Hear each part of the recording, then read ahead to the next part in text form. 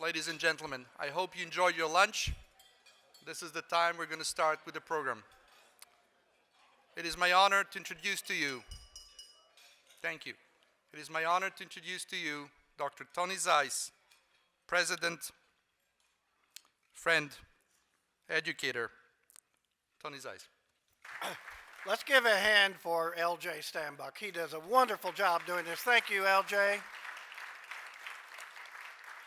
Ladies and gentlemen, you're in for a treat today because we're going to hear from Ambassador Fujisaki. Some of you have already met him. He's has a wonderful personality. He's engaging. He's the type of person that you like the moment that you meet him, and I know you're going to enjoy hearing from him. Let me tell you a little bit about him. He served as ambassador of Japan to the United States from 2008 until October 2012. His affiliation with the Embassy of Japan goes back to 1995 when he served as political minister. His association with the United States goes back even further. It started in the early 1960s when he was a junior in high school, and he went to high school in Seattle, Washington. He then came back and studied at Brown University, and later he studied at Stanford University Graduate School. As a diplomat, he has served in Jakarta, Paris, London, all over the world. And prior to his current post, he served as ambassador to the UN and to the World Trade Organization in Geneva. While there, he served as the chairman of the executive committee of the UN. In the Minister of Foreign Affairs in Tokyo, Mr. Fujisaki has also held such posts as Deputy Director General for Asian Affairs and Director General for North American Affairs before being appointed as a Deputy Foreign Minister. He also served as the Sherpa, now that means the personal representative of the Prime Minister to G8 summits. I don't know if you can get much bigger than that. He currently serves as President of American-Japan Society in Japan, and he is also, and I like this because I'm an educator, he is a distinguished professor at Sophia University and Keio University, both in Tokyo. He's married to Yokiya, and he has two daughters, Mari and, I hope I say this right, Imi. And please welcome Ambassador Fujisaki. Thank you very much, everyone, for being here today. And it's a great honor for me to be here because you said I retired in October 2012. I'm sorry to correct you, Mr. President. I retired in November 2012 because I had to see the result of election, presidential election. So I stayed on till that, and I retired right afterwards. And on November 30th, I retired from the Foreign Ministry after 43 years. At that time, on that day, I said, now I can say anything. But my friend said, but no one cares anymore. so thank you very much for having me and listening to me. I served 4.5 years as ambassador in Washington, D.C., and I really enjoyed that. I have made many trips around the country, and this is my third time in Charlotte. First time was only airport. I came with foreign minister and stayed in airport for hour and a half with Madam Protocol of this place. She's here. And also the second time was when Democratic Convention was here in 2012.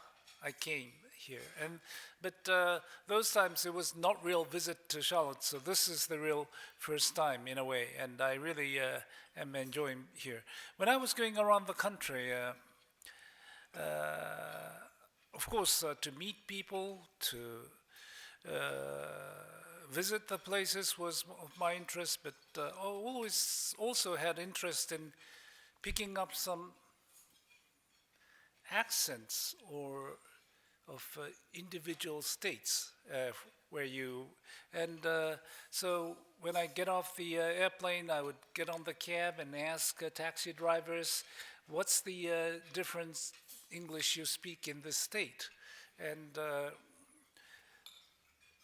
I try to sort of learn a bit of that and trying to use it. So like if I come here, I should start saying, hi y'all and all that. But the difficulty was that whenever I go, even if I go to Alabama or if I go to North Dakota, the driver would say, hey, this is the standard English. So it was difficult to really get the what was different, but still I tried to learn a bit of that.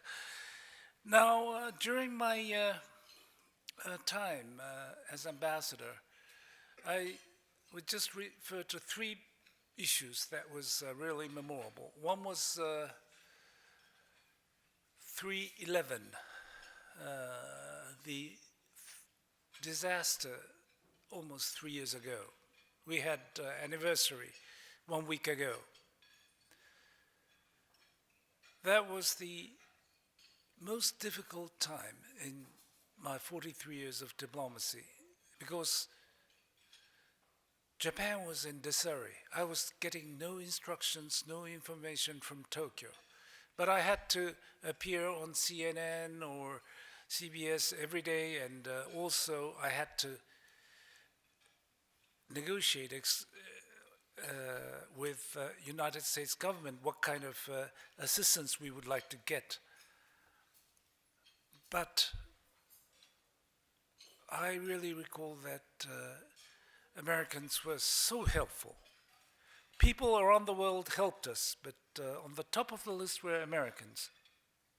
American government, American military, American churches, American schools, American people, including kids, came to us and said, we'll do everything we can do for you. And really, that was not only words. So we are now coming back after 3 years. On the way to coming back, not totally yet, but it was not possible without your assistance, that you were standing with us at our most difficult time in our recent history. So I'm not ambassador anymore, but representing Japan, I would say, arigatou gozaimasu. Thank you very much to all the Americans here. Thank you.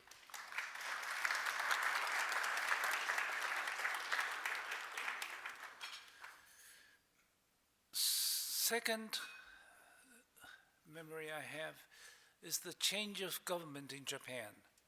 We had same conservative government for 50 years, and suddenly in September 2009, new government, which was in opposition all the time, came in.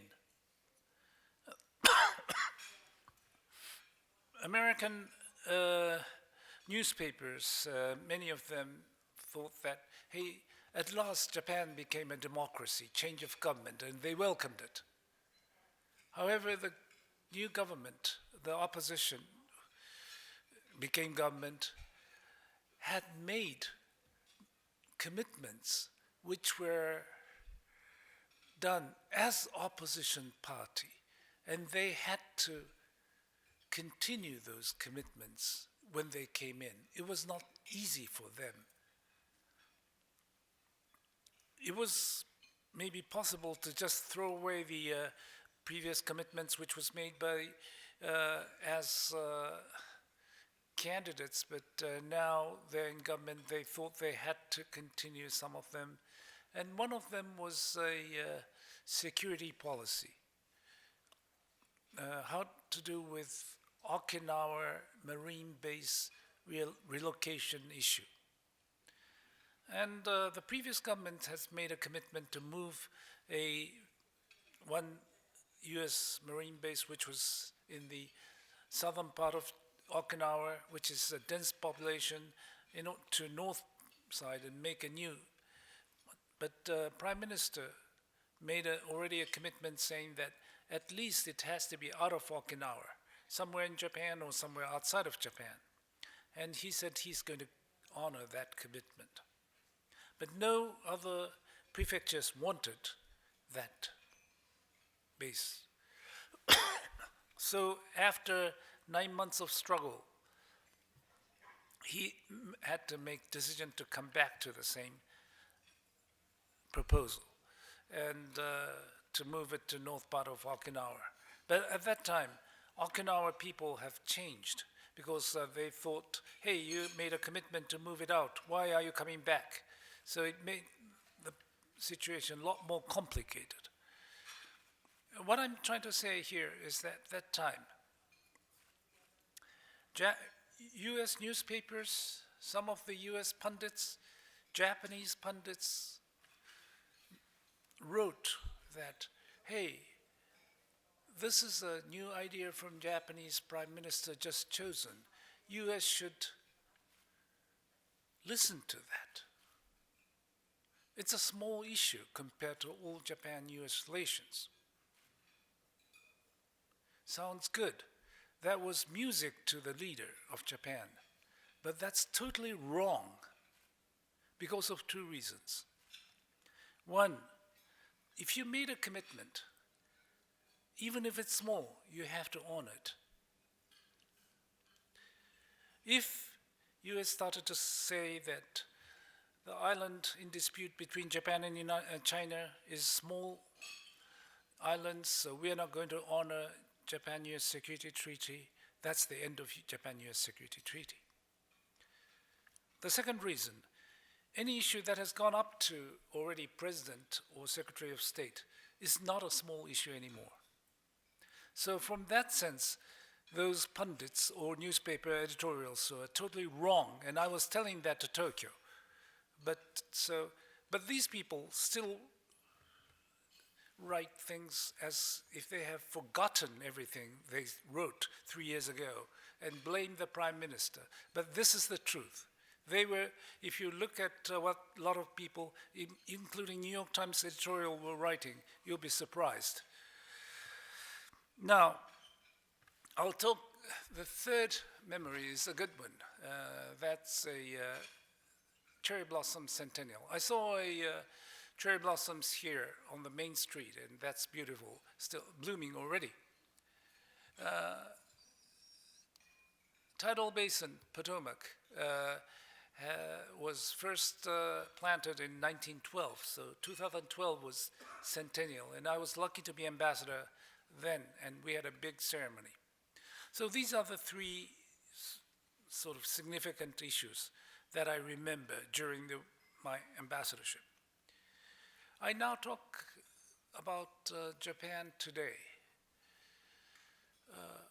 First, Japan is now recovering from deflation that persisted for a long time, thanks to the leadership of Prime Minister Abe. But some people say that Japan was in stagnation for last 2 decades, lost decade. Including my Prime Minister says that, but there's a bit of exaggeration in that, I think, personally. If you look at the figures from 2003 to 2007, 5 years, average economic growth of GDP growth of Japan was 1.8%.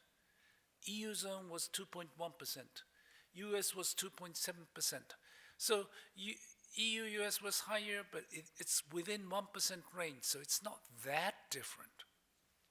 Thanks to Prime Minister Koizumi's deregulation, de-restriction to meet globalization.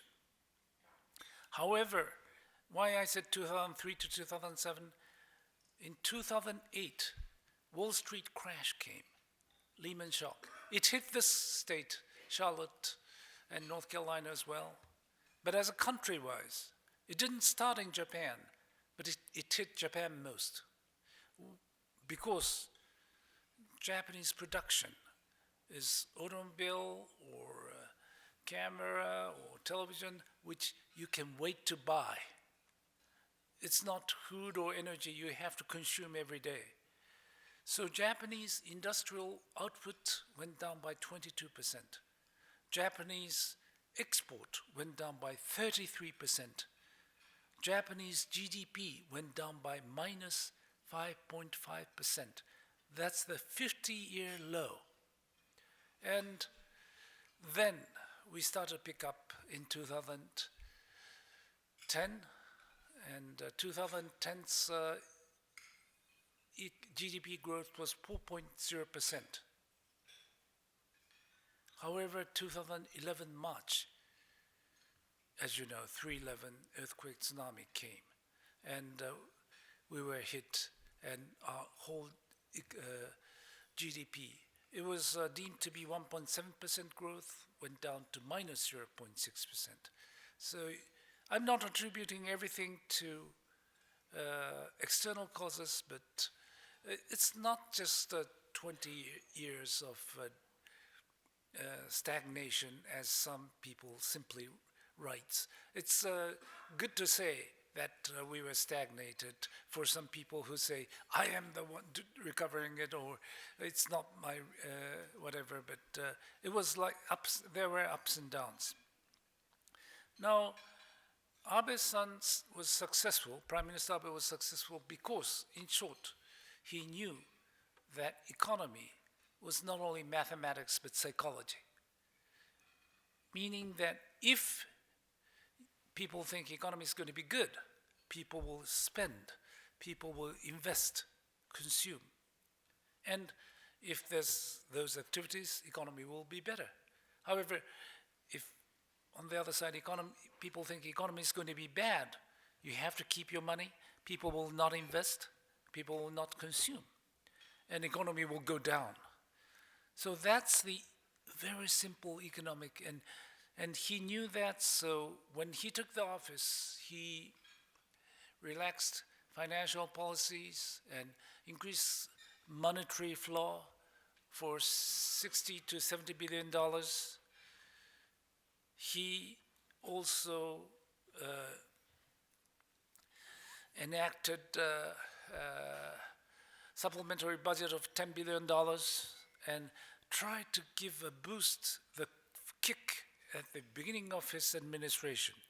And then the market responded. Yen went down by more than 15%, and stock price went up more than 30%, and it stayed on like that. So these are the economic policies of Prime Minister. Now I talk about the challenges facing us now. First, Abe-san's policy was financial, fiscal policy, and third is the third arrow he calls is a de-restriction, deregulation to change the very essence of Japanese economy.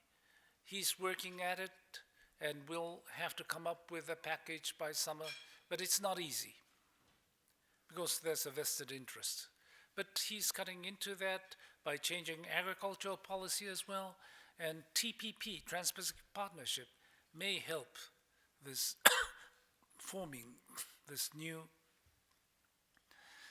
economic policy. We'll have to wait and see. This is the first challenge. Second challenge, energy. In 3/11, changed our energy system totally. Before that, 26% of electricity was coming from nuclear power plant, nuclear power generation.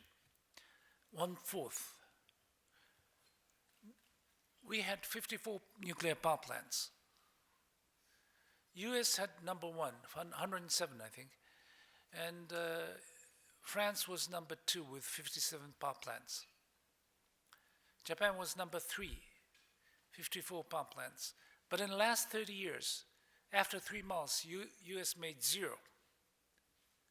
Japan made 29 in the last 30 years. So we had a technological edge, and Hitachi Toshiba helped Japanese companies, American companies, maybe competing with Aliva, to work to modernize American nuclear industry. But because of nuclear accident, that hit only several of the 54.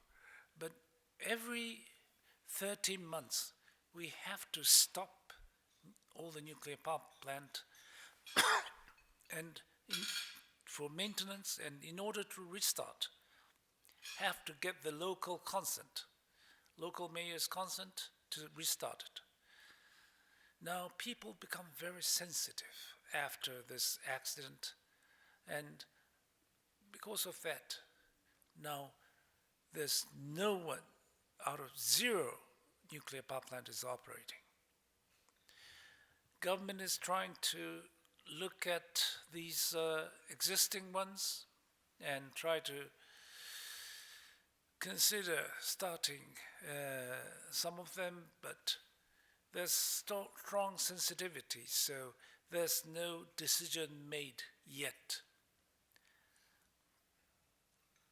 But so we are dependent now on a lot more on oil and natural gas. So it's more expensive in a way, and in order to compete in local market, world market, we need lower energy. So how can we do with energy package or the complex is the big challenge that we are facing now. Third challenge that we are facing is the relations with other countries, neighboring countries. All in all, Japanese diplomacy is very successful with Africa, with the United States, with Europe. So that's why Japan was able to is able to convene Olympic Games in 2020. Countries around the world supported it. However, our relations with China and Korea is now in difficult situation because of two different reasons. One, territory issues. The second, history issues. The territory issues, we have a difficulty with Korea over islands. We have issues with China. We don't say that we have territory issues with China because we have the control of the island, and if we have territorial issues, we have to negotiate and make compromise. So we say there's no territorial issue with China, but China is coming to that island is the reality. For that, we are very grateful that United States Secretary of State, Secretary of Defense consecutively is saying that Japan-US Security Treaty covers those islands. I think that's the biggest deterrence against China, not coming in and landing on those, because they don't want to really get into difficulty with the United States. So we are very thankful. Now, Korea, we are continuously saying that please give that back, but Korea doesn't want to get into negotiation as well, and it's sort of stagnate there. History issue is different. History issue, two issues are there. One, Korean people think that Japan has not really apologized enough on comfort woman issue. Comfort woman issue is that Japanese military used Korean women and they take advantage of the sexuality of that during the World War II. From Japan's point of side, we think all the issues have been agreed upon between bilateral agreements, and also we have made Asian Women Fund and compensated. Thank you very much. But they think that's not enough, so there's that problem. As for China and Korea, there's a Yasukuni Shrine issue where Prime Minister, for the first time in 5 years, went to that shrine where it enshrines 2.6 million people, but who died for the country, but includes 13 war criminals, and they think that was a revisionist act. So we are, they are criticizing us for that. In Japan, very frankly, there are divided views, so it's not one view on those issues. On conflict women or territory issues, it's not divided, but on Yasukuni, I think it is divided. But what's important is that we should not focus too much. It's important to squarely face history issues, but at the same time, we should not only focus on those issues, because as you can see today, what's happening in Crimea, there are countries who try to build up military forces and use it in order for their advantage. That's what Russia is doing now. China, its military has been increasing by more than 10% every year for last 20 years. In last 24 years, it's 30 times more than it used to be. So it's number 2 in the world, next only to United States.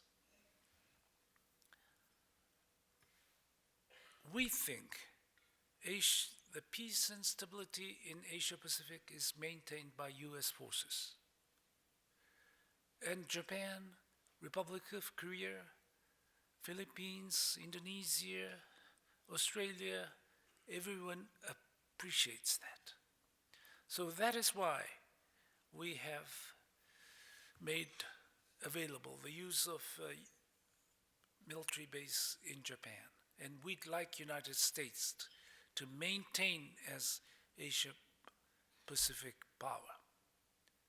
We don't want China to be the dominant power in Western Pacific. And that's not only Japan. I think all the countries in Asia would rather have United States presence. In that sense, we are status quo power. United States, Australia, Japan, ROK, ASEAN countries want tomorrow to be just like today. And there are some countries who do not. So in that sense, we are on the same camp and on the same boat. And I hope that most important thing should not be forgotten if we discuss some other issues. TPP is important,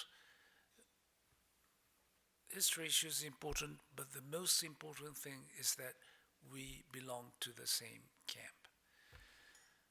I thank you very much.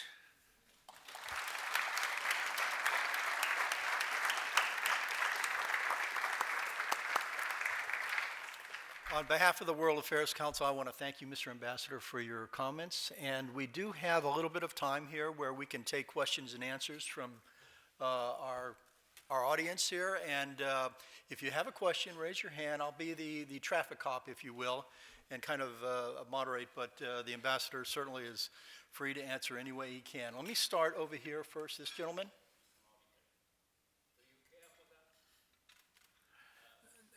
Thank you very much. I think Japan's GDP is now number 3, and China has taken over. But that's natural because the population of China is 10 times that of Japan. So, of course, one day they will take over. One thing it's important is that developed countries have to keep the technological edge over other countries. US is now number 1, but Japan should continue to exert effort so that we'll just average just overall economy, we cannot be number 2 or number 1, but we need to keep a good technology so that our economy will be vibrant. Thank you very much. I think I understand your question. So you're thinking that because we are trying to recover Northern Ireland, maybe Mr. Abe may soften his position against Mr. Putin on this Crimean issue. He has made a strong commitment, but because of our territorial, is that what you would like to ask?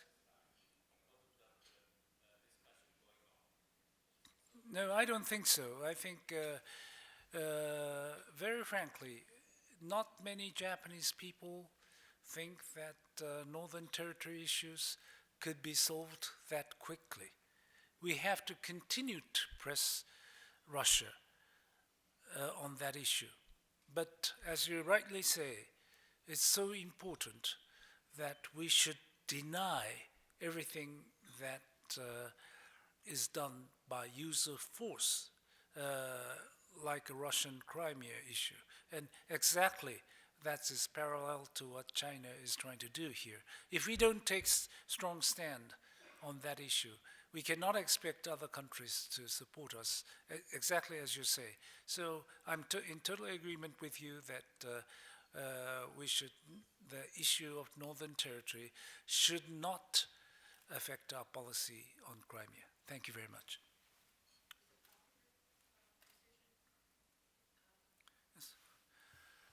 She's a very popular ambassador.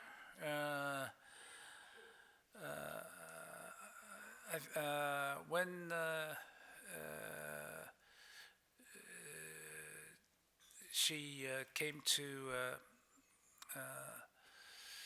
Japan and went to Emperor's palace to hand in credentials, 5,000 people gathered in front of palace. Never, ever, even when President Obama went to palace, I'm sorry to President, but those people did not appear that much. So after 10 days,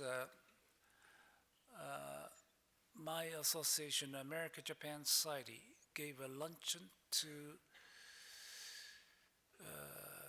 introduce the new ambassador. And as a president, I made an introduction. And I said, I made up a word that she's ABC ambassador. Sorry, it's not straight A ambassador, but ABC. A, attractive, B, bright, C, communicative. That's her role. And I said, I'm sorry, Taylor Swift, we have a rock star already here in Japan. I think she gets all the attention of Japanese press. And I think her strong point is that she's so well connected in United States, so that if she picks up her phone, the top officials in US government have to answer. I think have to pick up the phone and correspond with her. That's the strong point. Tell you the truth, all the ambassadors pretend that he has a hotline with President Obama or President Bush. It's not true, we all know. Not we all know, I know. but a lot of people think, oh, they are chosen. It's not true, but I think she can do that. Second thing is that because she's so popular in the United States, I think we can expect so many senators or congressmen coming to meet her. And we had to tell the truth, fewer politicians visiting Tokyo. Many went to Beijing instead of us. Two reasons. Why? One is because there's more problem there. Second, it's not because Chinese cuisine is more popular, but because we didn't have political appointee as very famous one for some time. We had Mansfield, we had Mondale, we had Foley, we had Howard Baker, and the other ones are a good friend of mine, but they are not that well known in Washington. So the senators didn't come to meet their friends. So I hope that this time it'll be different. Thank you very much.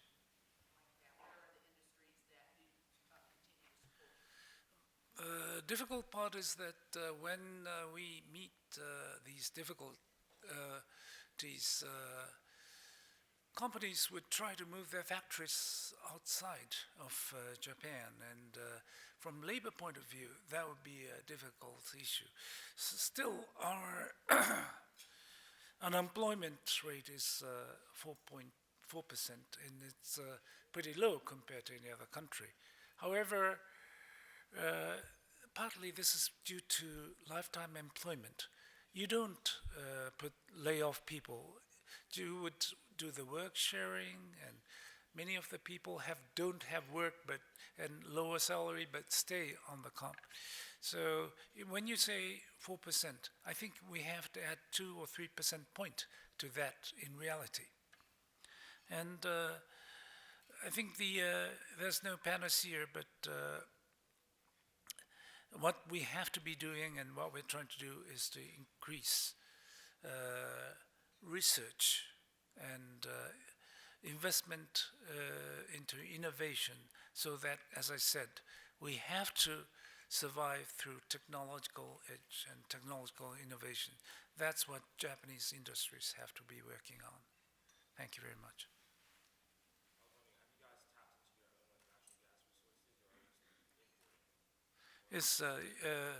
Japan is not blessed like United States with natural resources.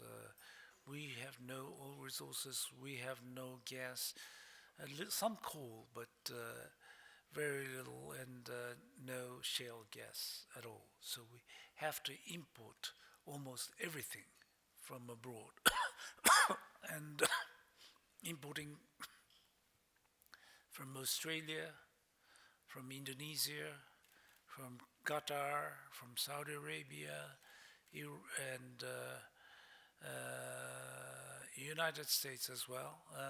We are just starting to introduce natural gas from United States, and but energy prices are pretty high. For example, here, what you call Henry Hub for natural gas is $2 or $3 per MMBTU. That's the unit for natural gas, MMBTU. In Japan, we are importing natural gas at cost of $15, $16. And so it's very difficult for Japanese companies to compete when we have to use such a high energy from abroad. And that's why we are leaving very quickly this industry where we have to use a lot of energy to manufacture inside Japan, and going outside, like United States. We are making automobiles in United States, and making cameras in Philippines, but we have to have the technology. This is, I think, the way that Japan would live. But it's still this energy is a big issue. We have to find the right energy mix in our country. Japan is number 3 in GDP-wise, and the question was that if Japan deserves to be in UN Security Council. UN Security Council consists of 5 countries: US, Russia, China, France, and UK. And Japan's contribution to UN has been number 2 all the way. Sometimes it was number 1, but now it's number 2, next only to United States. and our contribution is more than France, Russia, China added, or UK, Russia, France added, and we are by far the number two, far bigger than China or Russia. Now, that's not only the reason, but of course there's a feeling in Japan, no taxation without no representation, and we should, why do we not are not represented in Security Council? But the more important reason is that, hey, look at those five. They are all winners of World War II. They're all nuclear power. US, Russia, China, France, UK. And we are telling the world, hey, don't go nuclear. But if you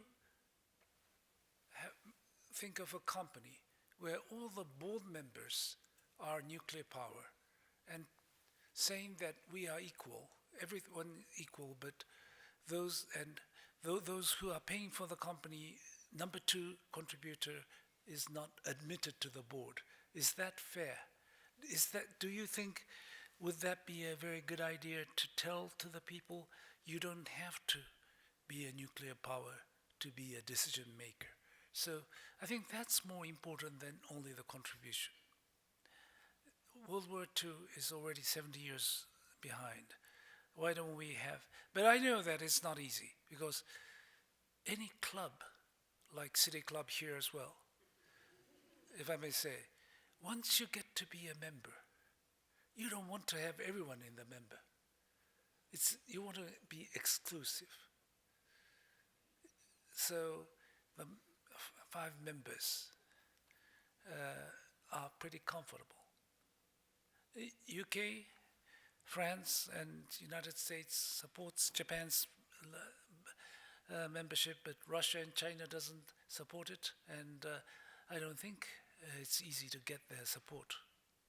So, but we have to continue to press it, because one day, if we stop it, and if Brazil or Germany or India joins, we'll think, oh, we should have continued to press it. So we'll continue to press it, but I don't have any optimism on that for the near future. Thank you very much. My question was, during your time as ambassador, what do you think was the most important issue that you worked on? As ambassador of Japan, I had 4 responsibilities. One is to follow American politics and report to Tokyo of how it'll be. Second, follow US policy on foreign issues, international issues, such as Iran, North Korea, or China, because everything goes through Washington. So Washington is the information center. So we get, if North Korea fires rocket or whatever, we will just run to United States and get the information and send it. That's the second. Third, negotiate with United States over political issues like Okinawa or economic issues like TPP. Fourth responsibility was to meet with American people, tell about Japan, and get more understanding on our country. These are the 4 responsibilities, but as for an issue which I faced, as I said, the 311 was the biggest issue. Thank you. Yes, young lady, is there any restrictions that Japan would choose not to trade with any other countries? You see,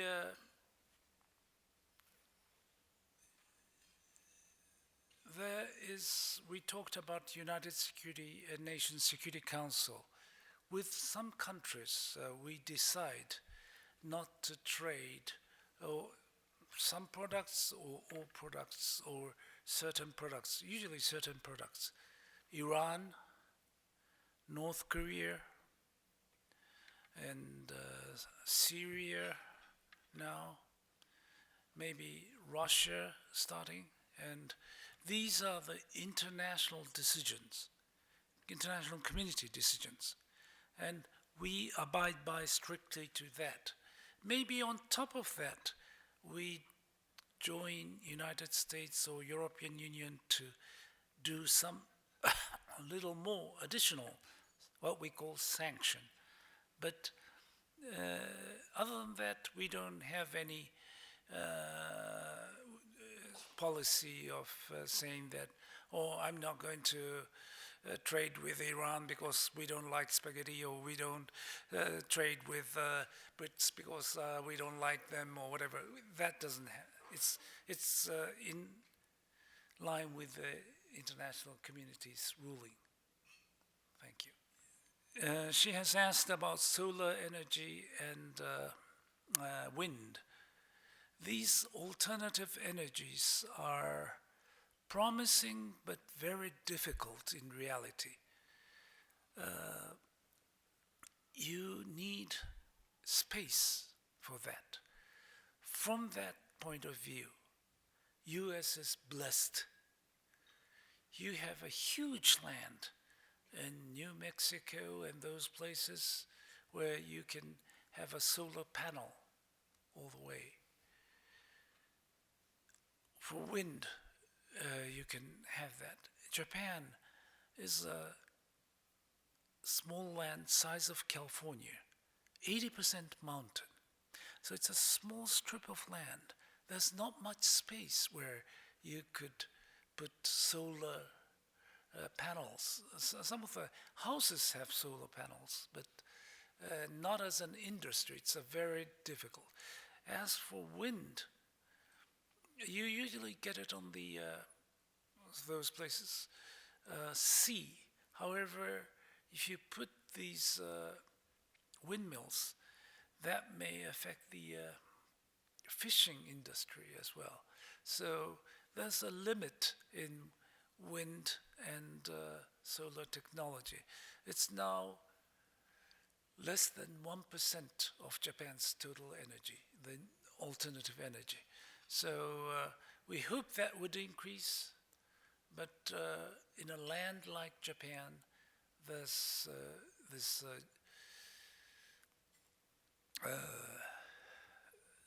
limit to that. That's the reality. Yes. Excuse me. Thank you. Let me take one prerogative and ask, could you compare and contrast the education system in Japan with the United States? Having gone to graduate school here in the U.S. and seeing our education system, could you comment on the differences and whether the U.S. should move more towards a Japanese philosophy, or the U.S. or Japan adopt some of the U.S. philosophies on how we educate? Can you just wait for a minute? Because I'm talking about education. I know that you have to go. You see, Japanese education, grade schools, middle schools, high schools are deemed rather efficient because we will make students study harder than some of the American schools. Maybe you have some disagreements, but then people say that if we get into university, people will just let go and people don't study at all in Japanese college. So that's the difference, but that's an old saying, and I know that it's a little too simple way of saying, but I should not say this in front of school teachers, but or a college president, but I think a college, and I'm a college professor as well, but college education, high school education is a part of your education. You learn 90% in your everyday life after university, after graduate school. So it's important to make the good basis at high school and university level. Don't try to study too much about how the present world is, like Xi Jinping or Putin or Crimea. it would not be useful in 10 years. What's important is to make basis for the future. Language, basic law, economy, how it works, and those things, if you know, if you study, that could be applied to any job in the future. So that is my message. Thank you very much.